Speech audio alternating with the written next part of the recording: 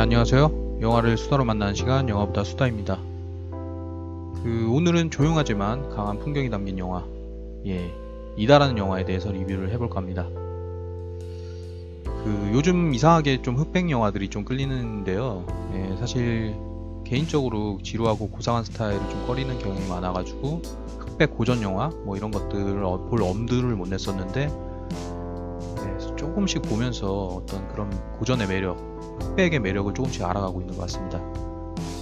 그 어떤 매력은 배우들의 어떤 독특한 연기, 그리고 약간 힌트가 어긋나는 과장된 사운드, 배경음악, 그런 것들에도 나타났지만, 그보다도 저한테 개인적으로 가장 큰 매력을 선사한 것이 바로 흑백 화면이 주는 미스테리한 미장센이 아닐까 싶어요. 이 흑백의 화면들이 주는 기괴함과 그 낭만, 극과 극을 오가는 그 미스테리한 효과는 저를 그 매력에 흠뻑 빠지게 만들었습니다. 그래서 최근 나온 영화 중에 흑백의 묘한 매력을 느낄 수 있는 작품을 찾다가 바로 알게 된 것이 이다라는 영화입니다. 사실 이다에 대한 명성은 87 아카데미 시상식을 통해서 이미 알고 있었고요. 이다는 전 세계 60여 개의 영화상을 석권한 위대한 발자취를 남기고 있고, 2015년에는 그 아카데미 시상식에서 외국어 영화상을 수상하면서 그 놀라운 작품성을 입증한 영화입니다. 또한 이다는 자국인 폴란드에서는 그렇게 큰 수익을 못 냈죠. 그렇지만은 북미에서 그 300만 달러의 수익을 거두면서 근 25년 사이에 해외에서 가장 성공한 폴란드 영화로 자리 잡았습니다. 사실 이다를 연출한 파벨 파블리코프스키 감독은 그 상업적인 영역에서 크게 벗어나지 않는 감독이었지만, 이 폴란드 출신 감독이 고향으로 돌아와서 자신의 나라에 대한 역사의 성찰을 통해 폴란드 영화의 전성기에 대한 존경이 담긴 흑백 영화 이다를 완성해냈는데요.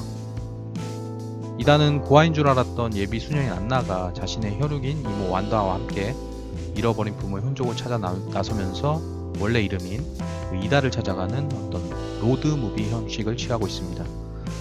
그 여정에서 인간의 욕망과 성찰을 고요하게 담아냈고, 관객으로 하여금 깊은 여운을 느끼게 하는 영화이기도 합니다.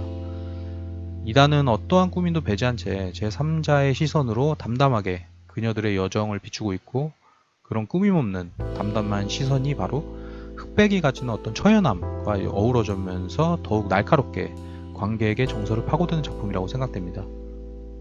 이다를 통해서 우리는 한 여성의 삶을 묵도하면서 역사가 낳은 우리들의 슬픈 자아상을 되돌아볼 여유를 가져봤으면 합니다. 길게 생각할 거 없이 조용하지만 강한 풍경이 담긴 이다의 여정에 동참해 보도록 하죠. 이다는 2차 대전 나치 유대인 대학살이 자행된 아픈 과거를 거쳤고, 그 종전 후에도 후유증으로 인해서 또 다른 상처를 남긴 어떤 복잡함과 미묘함이 남아있는 1960년대 폴란드라는 공간을 말하는 영화입니다. 이다는 유대인 홀로코스트를 다룬 어떤 이전 영화들과는 차별적으로 유대인 대학살이라는 끔찍한 역사를 전면에 내세우지는 않고요. 그것들이 남기고 간 아물지 않은 허망함과 적막감, 그것들에 초점을 맞춰가지고 이것들을 침착하고 조용하게 묘사함으로써 보다 강한 여운을 남기고 있는 영화입니다. 이다는 안나와 완다의 여정을 둘러싼 어떤 무거운 삶의 짐을 짊어지고 살아가는 폴란드인들과 그들의 풍경을 통해서 웃음기 없는 건조한 삶을 자극하게 비추면서 통한의 역사에 대한 무거운 성찰의 기운을 서서히 스며들게 만들고 있는 것이죠. 이다는 인물들보다는요, 주변을 둘러싸고 있는 어떤 풍경과 공간, 그런 것들이 화면의 영역을 차지하고 있는 어떤 비율이 높다는 것을 알 수 있는데, 인물을 외곽으로 밀어내서 주변을 돌아보게 만드는 이 미장센 또한 1960년대 폴란드의 숨막힌 상황을 재현하듯 잿빛 하늘에서 투영된 그들의 억눌린 역사를 표상하고 있습니다. 이다는 예비 수녀인 안나와 그녀의 유일한 혈육인 완다, 이 극과 극의 성향을 가진 두 여인의 만남으로 굴곡진 폴란드의 역사를 묘사하고 있습니다. 순수하고 고결한 이제 막 상처를 알게 된 안나, 그리고 태폐적이고 솔직한 오랫동안 상처를 앓고 살아온 완다, 이 두 여인의 마찰과 융화를 통해서 어떤 복수와 용서가 공존하고 있는 1960년대 폴란드가 겪고 있는 뒤틀린 공간의 정체성을 설명하고 있는 것이죠.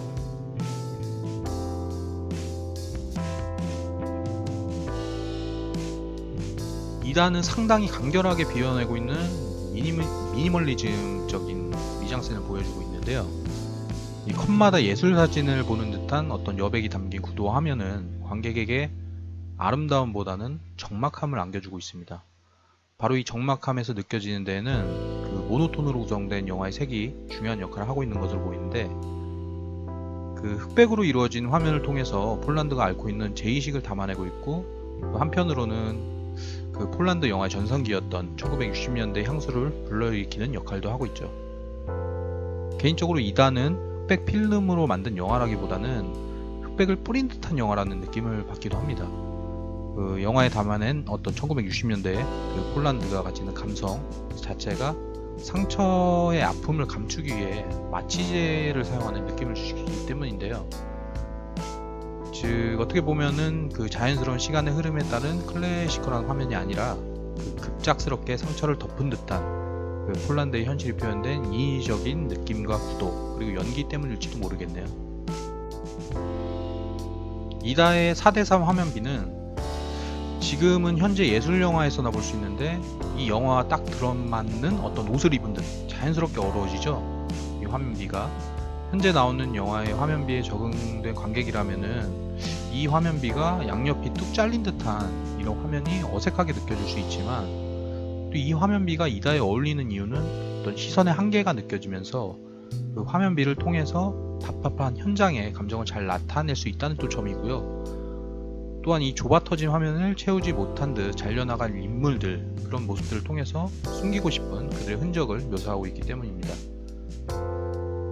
이에 더하여 어떻게 보면 구유럽을 상징하는 듯한 스탠더드한 4:3의 화면 비율, 그 안에 클래식이 아닌 팝송과 재즈라는 이질적인 음악들이 나오죠. 그 영화는 이런 것들을 통해서 그 공간의 기묘함을 더욱 배가시키는 역할을 하고 있습니다.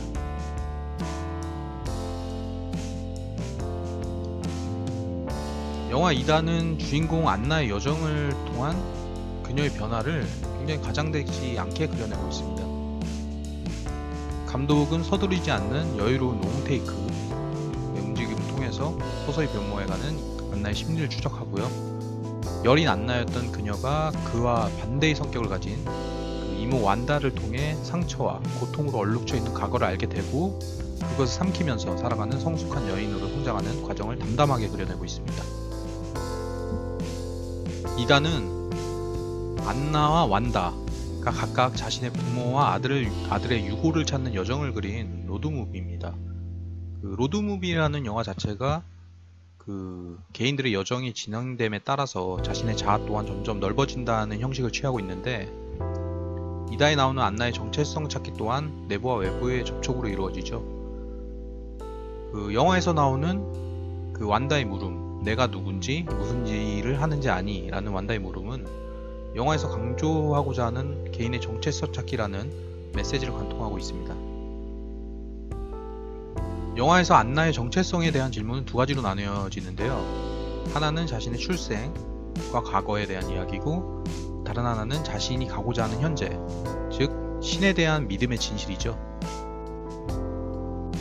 안나는 이모 완다와의 여정을 통해서 자신이 유태인이었다는 사실을 깨달으면서 자신의 과거에 대한 정체성의 답을 찾았고, 완다의 죽음으로 그녀의 삶을 되새김질하죠. 그러면서 현재의 정체성에 대한 답을 구하고 마침내 자신의 진짜 모습을 발견하게 됩니다.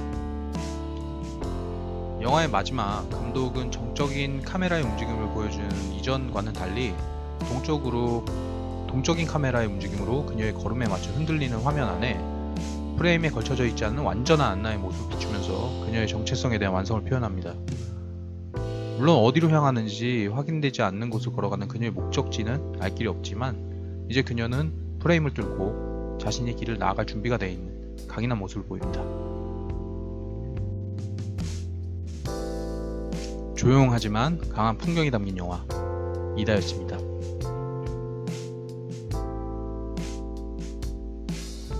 영화를 수다로 만나는 시간, 영화보다 수다였습니다.